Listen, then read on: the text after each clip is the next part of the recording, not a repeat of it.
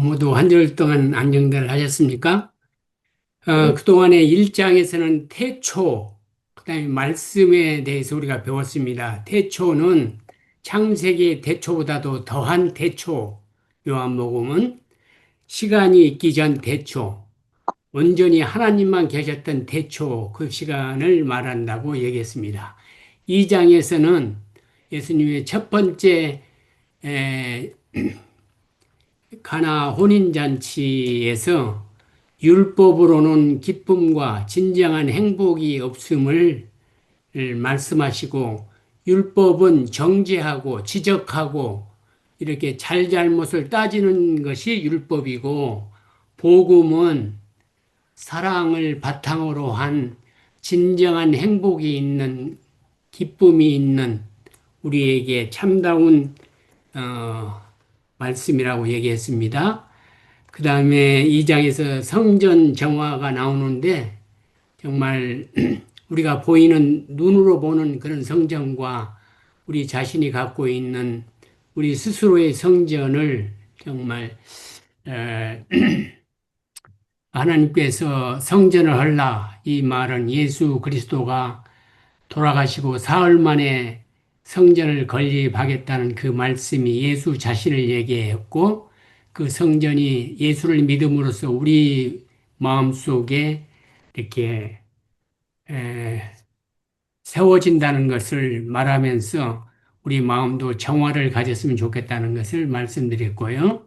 3장과 4장은 3장은 니고데모, 그러니까 유대인 중에서 가장 잘 나가고 잘 배우고 많이 가졌고 정말 바리새인이고 아주 유명한 그러한 사람을 들여서, 또 4장에서는 무명이고 여자이고 정말 사람들이 쓸모없는 사람이라고 얘기할 정도의 사마리아의 이름도 없는 여인으로 나오는 두 사람을 비교하면서 예수 그리스도는 무명이든 유명인이든 정말 진리 가운데서 참 진리를 찾는 자에게 정말 겸손과 약한 그러한 마음으로 하나님을 찾는 자에게 진정한 거듭남을 주실 수 있다는 것을 우리에게 가르쳐 주셨습니다. 5장에서는 성경에서 영생을 얻은 줄로 알고 너희들이 성경을 연구하는데 그 성경이 곧 예수 그리스도라고 말씀하시면서 정식적으로 예수님이 정말 하나님의 아들이며 성경이며 말씀이라는 것을 우리에게 말씀하셨습니다. 또한 두 번째로는 안식인데, 참된 안식은 어디에서 오냐 하면은 그것은 우리가 예수 그리스도를 믿고 하나님을 섬기며 성령님과 함께 누리는 가운데 그 삼각관계에서 사랑과 어, 그 믿음 가운데서 관계가 진정으로 회복될 때에 우리에게 참다운 안식이 있다는 것을 5장에서는 말했습니다. 오늘 6장에서는 생명이 되신 예수 그리스도입니다. 여기에 우리가 여러분이 잘 아는 오병이어의 기적이 나오는데, 에, 오병이어의 기적이 모든 요한복음을 비롯해서 모든 복음서에 이 오병이어 기적이 나옵니다.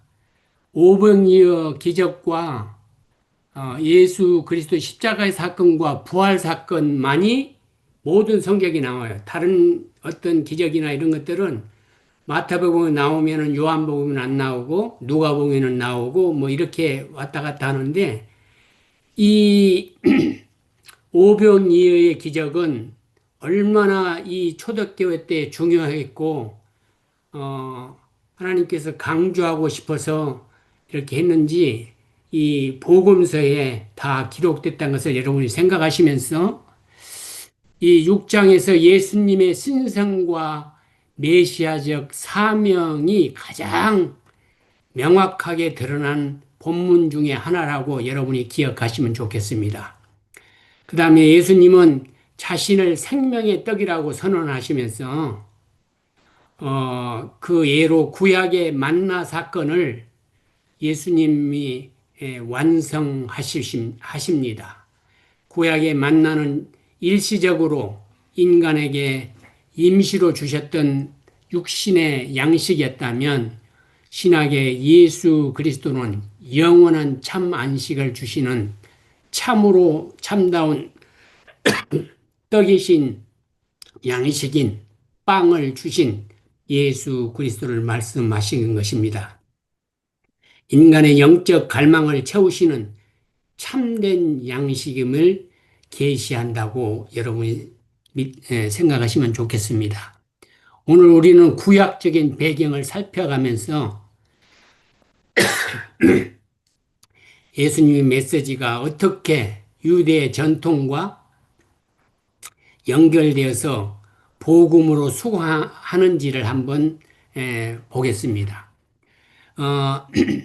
예수님이 제자들을 시험하면서 5천 명을 먹이시는 오병이의 기적을 1절에서부터 15절에 나옵니다.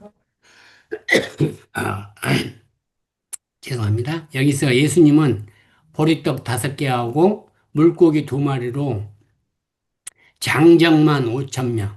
그러니까 여자와 애들까지 합치면은 10,000명 정도 된다고 오늘날 많은 학자들이 그렇게 말씀하시죠. 여러분과 저도 그렇게 배웠고요. 이 6장에서는 예수님이 자신을 나는 뭐뭇이다 라고 이렇게 계시하는데 여러분이 15절부터 25절을 한번 읽어보시면 나는 뭐뭇이다를 분명하게 언급하는 것을 볼 수 있습니다.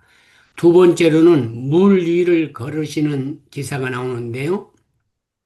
16절에서 21절에 나옵니다.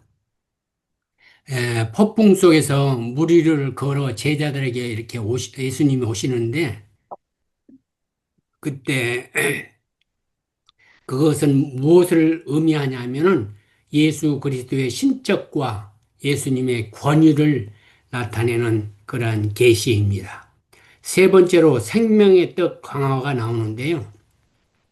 22절에서 59절에 자신을 하늘에서 내려온 생명의 떡이라고 선언하십니다. 그 다음에 네 번째로 제자들의 반응이 나오는데 61절에서 71절까지 많은 제자들이 떠납니다. 12제자, 그러니까 예수를 자기들이 제자라고 하면서 많이 따라다녔는데, 제자들이 불신앙과 그 불신, 예수님을 믿지 않는 그런 마음으로 많이 떠나가는데, 베드로가 주는 그리스도의 살아계신 하나님의 아들이라고 고백하는 사건이 여기에 나옵니다. 6장이 역사적, 문화적으로 한번 생각해보면 이 당시는 정치적으로 로마 압제하에 있었습니다. 로마가 기원전 63년부터 로마가 유대 지역을 점령했는데요. 유대 민족들은 이때 로마의 압제하에 살게 됩니다. 그래서 정말 유대인들은 이 정치적인 메시아가 와서 자기들을 구해주기를 원하는 그런 열방이 굉장히 강한 그런 시기였습니다. 왜냐하면 핍박과 그 억압과에 살기 때문에 그 당시에 왕은 누구였냐면 헤롯 안티파스인데 그 당시에 그 갈릴리 유대인이 주로 사는 그쪽을 통치하는 사람이었습니다. 이 헤롯 안티파스는 여러분이 꼭 기억해야 될 것이 하나 있는데요. 이분은 분봉왕이었죠.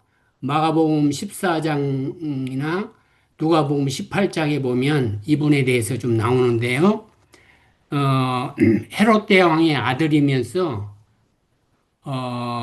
요한을 죽인 장본입니다. 이 어떤 요한이냐면 이건 세례 요한, 침례 요한을 말하는 것입니다. 예수님 오기 전에 예수님 먼저 예수님을 세례 줬던 그 요한을 말하는데요.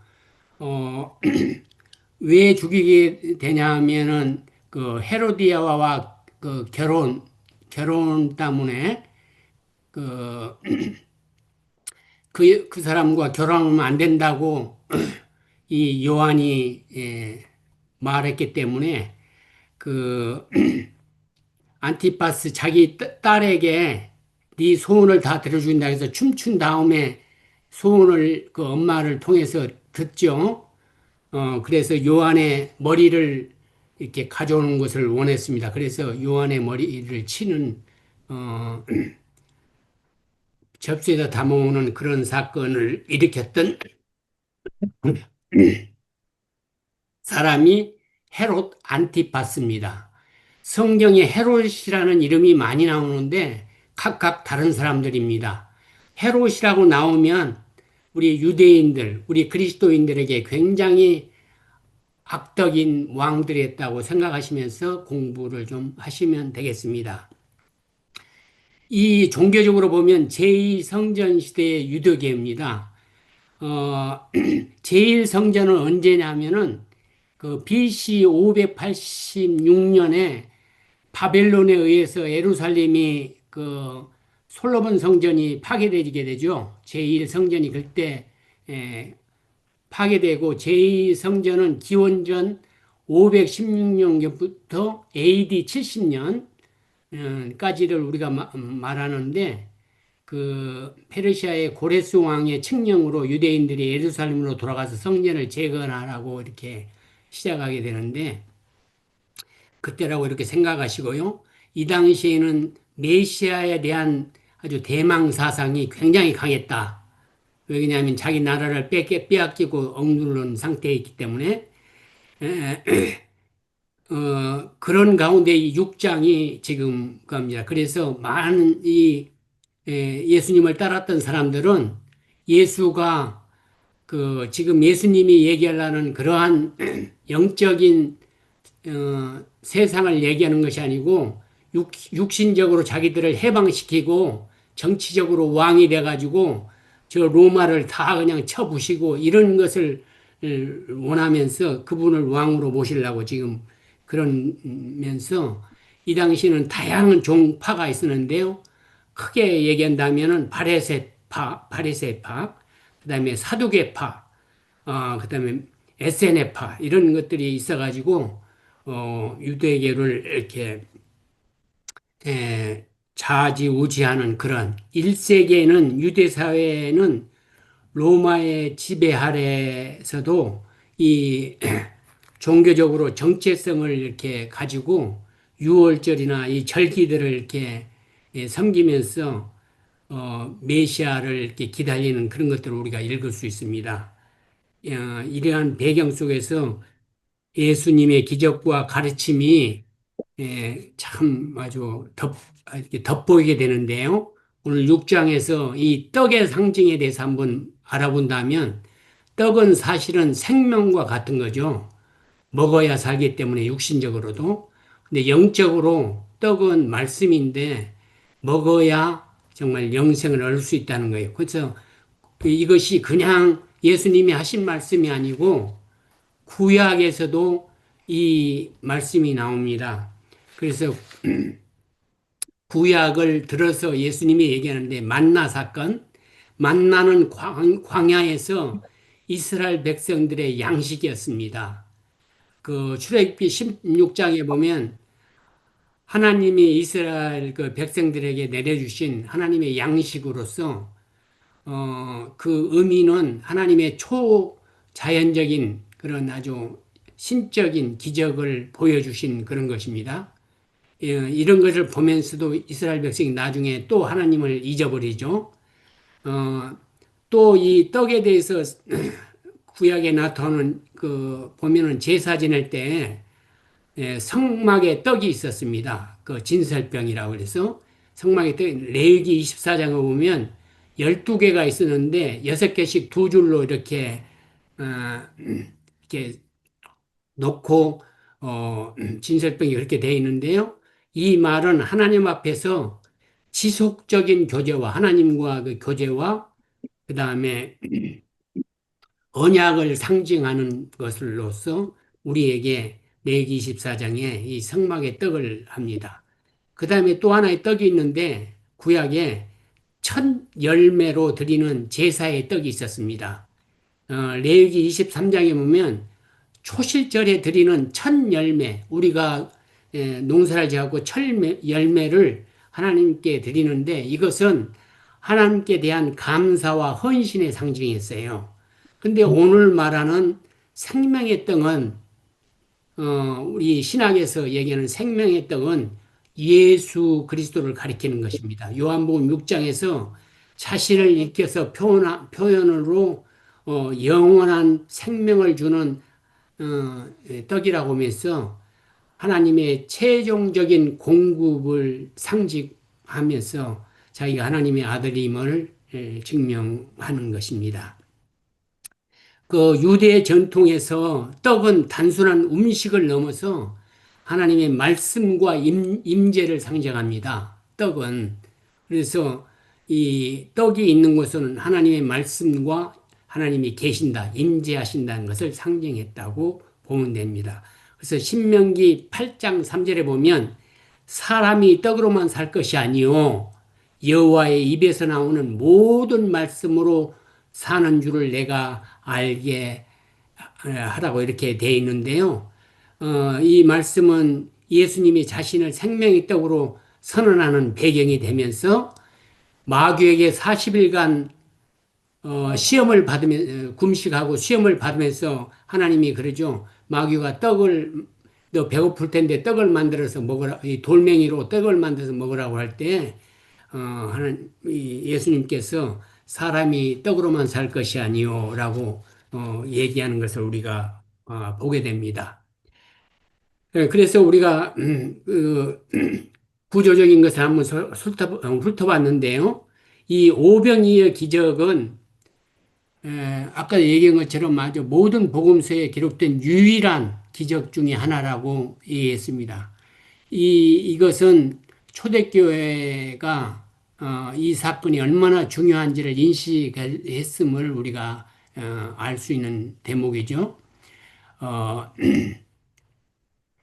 어, 예수님은 이 기적을 통해서 모세가 내린 만나보다도 더 위대한 양식을 주신 분임을 우리에게 확실하게 얘기해 주신 것입니다.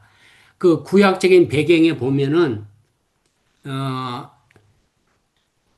열왕기 하 4장 42절 44절에 보면은 어, 여기 한 사람이 바알 살리사에부터 와서 처음 만든 떡, 곧 보리떡 20개와 또 자루에 담은 채소를 하나님의 사람에게 드린지라. 여기 이 하나님의 사람이 누구냐면 엘리사입니다.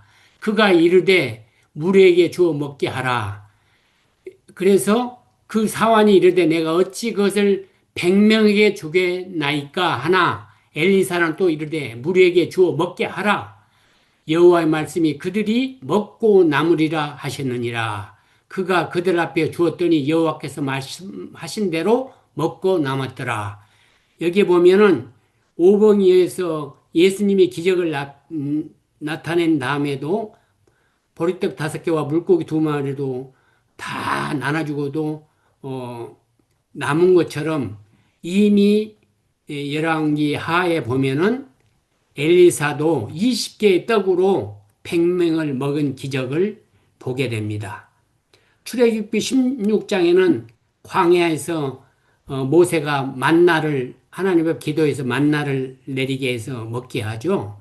또 민수기 11장에 보면은 이스라엘 백성들이 광야를 걸으면서 너무 고기가 먹고 싶다고 하도 그러니까 하나님께서 메추리 그를 다 이렇게 한 곳으로 모아가지고 고기를 공급하는 그 기사가 나옵니다. 이런 것을 볼 때 하나님께서 임시적으로 이렇게 인간에게 이스라엘 이렇게 주고 이스라엘 백성만 먹게 했지만은 예수 그리스도는 이 정말 단순한 배고픔을 넘어서 모세가 했던 그런 기적보다도 새로운 모세로서 하나님의 공급자로서 정말 이 기적을 나타내는 것을 보여주는 것입니다. 백성들이 물질에만 그렇게 의지하고 예수님을 에, 자기들이 정치적 왕으로만 이렇게 삼으려고 이렇게 했을 때 예수님은 나중에 여러분이 6장을 읽어보면 알겠지만 산으로 올라가시면서 그 자기를 왕으로 삼으려는 그 사람들을 멀리 가는 것을 보게 됩니다. 그리고 두 번째로 무리를 걸으시는 것은 구약에서 이 물이란 이 바다를 통제하는 것을 보는데요. 출애굽기 14장에 보면 모세가 홍해를 가르는 사건이 있습니다. 그렇죠? 그다음에 시편 107편에 보면은 하나님이 폭풍우를 잠잠케 하시는 것이 있습니다. 욥기서 9장 8절에 보면 그는 홀로 하늘을 펴시며 바다 물결을 밟으시며 이런 말이 나오는데요. 이렇게 물에 대해서 이미 예언적으로 이렇게 예수 그리스도의 사건을 미리 해놓은 것이 있습니다. 그래서 이것을 신학적으로 이렇게 보면은 하나님은 혼돈의 이렇게 상징인 바다를 통제함으로써 자신의 신적 권위를 나타낸다고 볼 수가 있습니다. 요한복음에서 이 사건은 오병이의 기적과 생명의 떡 사이에 이 지금 물 위에 걷는 것을 두시는데 이것도 하나의 정말 예수님의 초자연적 정체성을 강조하기 위해서 이렇게 묘사했던 것을 여러분이 아시면 좋겠습니다. 그래서 이제 이 무리로 걸어올 때 제자들이 무서워가지고 귀신인 줄 알고 그랬을 때 이렇게 얘기하십니다. 두려워하지 말라 내니라. 요한복음 6장 20절에 그렇게 말씀하시죠. 출애굽기 3장 14절에도 나는 스스로 있는 자라를 말하시는데 이것과 연상되는 말입니다. 요한복음 6장 20절과 출애굽기 3장 14절은 나는 스스로 있는 자라를 연상시키는 이런 건데요. 제자들이 이 경험을 통해서 예수님의 신성을 더 깊이 이해하게 됩니다. 그래서 이 신학은 그냥 이렇게 나온 것이 아니고 이미 구약에서 예언한 모든 것들을 예수 그리스도가 오심으로써 완성하시고 우리에게 그 뜻을 완전히 이렇게 풀어주었다는 것을 여러분이 느끼셨으면 좋겠습니다. 배우셨으면. 생명의 떡이라고 이제 6장 25절부터 40절까지 하는데요. 예수님은 자신을 하늘에서 내려온 참 양식으로 선언하시면서 구약의 만나 사건과 대조한다고 그랬죠. 만나는 일시적인 육체의 생명을 유지했다면은 예수님의 영원한 영적 생명을 주시는 이 생명의 떡은 영원한 정말 참다운 행복과 만족이 있는 그런 영혼입니다. 만나는 이스라엘 백성에게만 주었지만은 생명의 떡은 온 세상 아프리카인이든 미국인이든 정말 한국이든 모든 사람에게 준 것입니다. 예수님은 내게 오는 자는 결코 줄이지 않을 것이라고 말씀하셨습니다.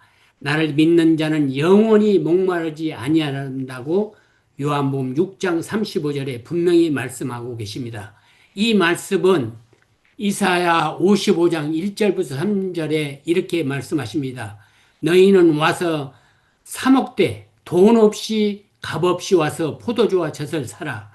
이 구약의 초대 말씀을 지금 요한복음에서 완전히 예수 그리스도가 성취하시는 것입니다. 예수님은 육체적인 양식을 넘어서 영적 생명을 주시는 참된 양식임을 우리가 배워야 되겠습니다. 하늘에서 내려온 떡 6장 41절에서 51절에는 출애굽 시대의 그 만나를 또 이렇게 그 당시에 이것이 무엇이냐 마누라는 말에서 이 만나란 것이 유래됐는지 광야에서 이스라엘 백성들이 먹던 음식이죠.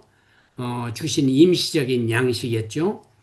그런데 예언자 시대 때, 그 선지자 시대 때는 예포로 이사야 55장이나 시편 78편 등에 보면은요, 하나님의 말씀과 임재를 비유하여 영적 양식에 대한 예표로 이렇게 발전하게 됩니다. 그래서 신약 시대에 와서 예수 그리스도가 이제 성취하시는데요. 예수님 자신이 하늘에서 내려온 살아있는 떡이라고 이렇게 선언하시면서 구약의 모든 예표를 완성하십니다. 그래서 예수 그리스도는 구약을 완성시키는 정말 복음의 완성자입니다. 교회 시대에 와갖고는 이것이 뭘로 바뀌냐면 성찬으로 바뀌죠. 성찬예식, 성만찬예식. 초대교회는 성찬을 통해서 하나님의 살과 피를 기념하여 생명의 떡이신 예수 그리스도와 연합을 경험하는 그러한 예식을 우리가 하게 되죠.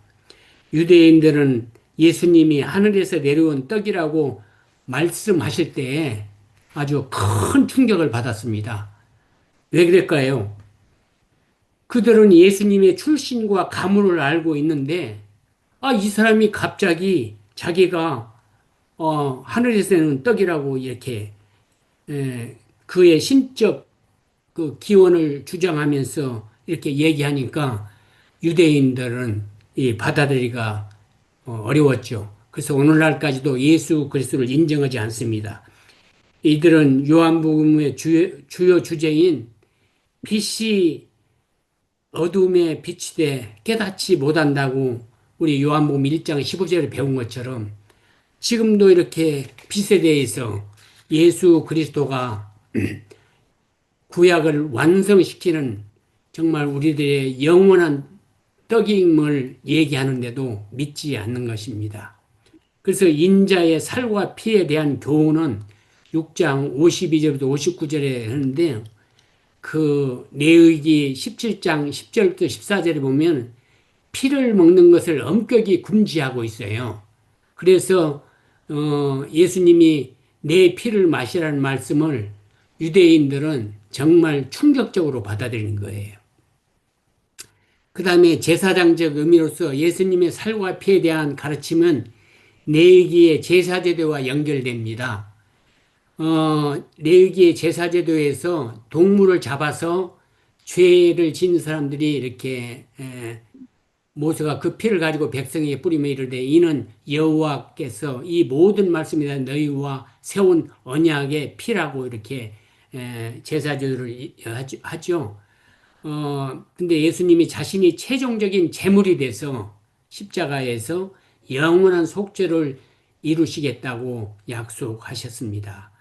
그래서 이 언약적 의미로 출애굽기 24장 8절에 보면 모세가 그 피를 가지고 백성에 뿌리며 이르되 이는 여호와 이렇게 지금 읽었던 그 8절에 얘기했던 것처럼 모세가 이 여호와께서 이 모든 말씀에 대해서 너희와 세우신 언약의 피라고 하신 것처럼 예수님의 피는 새 언약의 피입니다. 그래서 우리가 예수님 이름으로 기도하고 예수님 이름으로 우리가 모든 것을 하는 것은 새 언약의 피를 믿기 때문에 그렇습니다. 십자가에서 우리 죄를 위해서 돌아가요. 그래서 더 이상 짐승이나 어떤 비둘기나 이런 것을 잡아서 제사 지는 것이 아니고 예수 그리스도와 언약인 그 말씀에 의해서 새 언약의 피인 예수 그리스도를 믿음으로써 우리가 죄를 사함을 받는 거죠. 요한복음 6장 54절 58절 얘기에 보면은 내 살을 먹고 내 피를 마시는 자는 영생을 가졌고 마지막 날에 내가 그를 다시 살리리니 내 살은 참된 양식이요 내 피는 참된 음료로다. 내 살을 먹고 내 피를 마시는 자는 내 안에 거하고 나도 그 안에 거하니라. 이것은 예수님의 살과 피를 무엇을 상징하냐면 십자가를 믿는 믿음을 말하고 있는 것을 우리는 다 알고 있죠. 내 살을 먹고 내 피를 마시라 이런 것이라는 말씀은 단순한 상징이 아닌 영적인 연합을 의미합니다. 예수 그리스도와 연합. 이는 이스라엘이 하나님과 맺은 언약 관계의 완성이라는 것입니다. 에스겔 36장 26절에서 27절을 보면은 또 새 영을 너희 속에 두고 새 마음을 너희에게 주되 너희 육신에서 굳은 마음을 제거하고 부드러운 마음을 줄 것이며 또 영을 너희 속에 두어 너희로 내 율례를 행하게 하리니 너희가 내 규례를 지켜 행할지라. 이것은 에스겔에게 주는 약속인데 이것을 예수님께서 성령을 통해서 우리에게 새 영을 두고 이 우리 마음에 아주 굳은 마음, 나쁜 마음, 더러운 마음을 아주 부드럽게 성령의 임재함으로써 우리가 그 영에 따라서 정말 주님을 따를 수 있다는 것입니다. 내 영을 너희 속에 두어 너희로 내 율례를 우리는 할 수 없지만은 성령이 임하면 할 수 있다는 그 말이 무슨 말이냐 하면은 예수 그리스도께서 영을 우리에게 주셔서 하나님의 말씀을 행하게 할 수 있다고 우리에게 하나님의 예수님의 살과 피는 구약의 모든 제사와 언약을 이 새 언약으로 완성하는 근거가 된다는 것을 우리가 확실히 믿어야 되겠습니다. 요한복음 6장은 예수님의 구약의 모든 예표와 약속을 완성하시는 참 생명의 떡이심을 보여주는 것입니다. 베드로가 요한복음 6장 68절에 주여 영생의 말씀이 주께 있사오니 우리가 누구에게 가오리까요? 이 고백은 오늘 우리에게도 정말 동일한 도전이 돼야 되겠습니다. 예수님은 단순한 육체적인 필요를 채우시는 분이 아니라 우리의 영혼을 만족시키는 생명의 근원이십니다. 구약에 만나는 이스라엘을 그 백성을 위한 일시적인 양식이었다면은 예수 그리스도는 온 인류를 위한 영원한 생명의 떡, 하나님의 말씀이라는 것을 여러분이 기억하셨으면 좋겠습니다.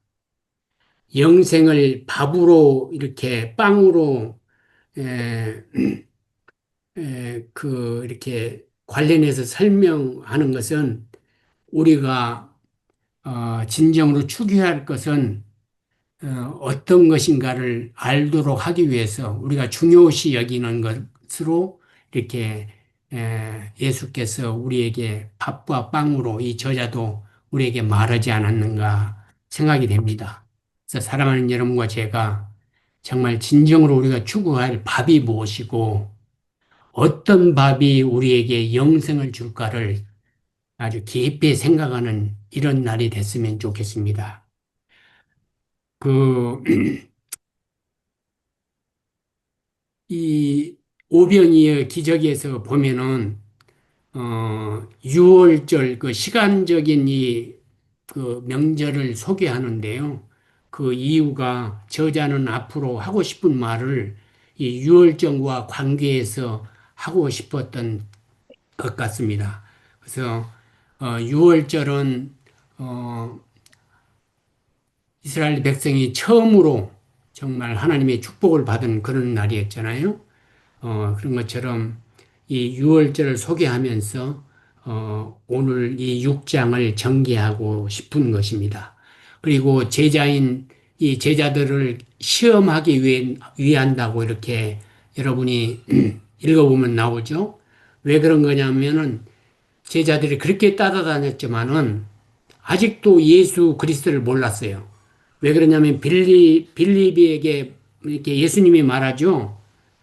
저 사람들을 먹을 것을 어떻게 해결하라고 이렇게 이런 게 빌립이 얘기하기를 돈이 200 데나리온이나 있어야 된다고 돈을 얘기합니다. 저 사람 먹을 것을 해결하는데 음식을 얘기하는데 엉뚱한 얘기라고.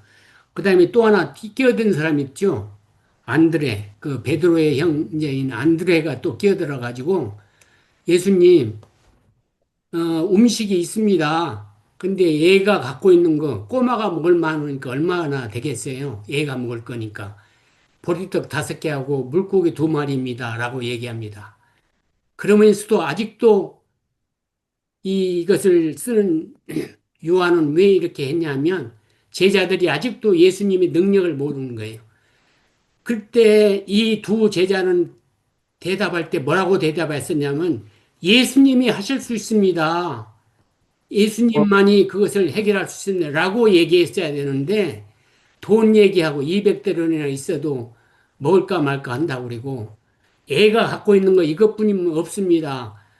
예수님 어떻게 하실랍니까? 이렇게 비난적으로 예수한테 대들었던 그것을 생각한다면 우리들의 믿음 상태도 아직도 정말 수없는 이스라엘 백성처럼 압제와 어려움 가운데서 해방시켜서 모세를 통해서 정말 그 가나안까지 인도하는 그런 경험들을 많이 하면서 광야에서 먹이시고 마시게 하시고 이렇게 했던 그 주님을 봤으면서도 오늘 우리도 그러한 주님을 많이 경험하고 맛봤으면서도 아직도 예수로 인정하지 못하지 않는가 한번 생각하는 여러분과 제가 되시기를 간절히 바라면서 말씀을 마치겠습니다. 감사합니다.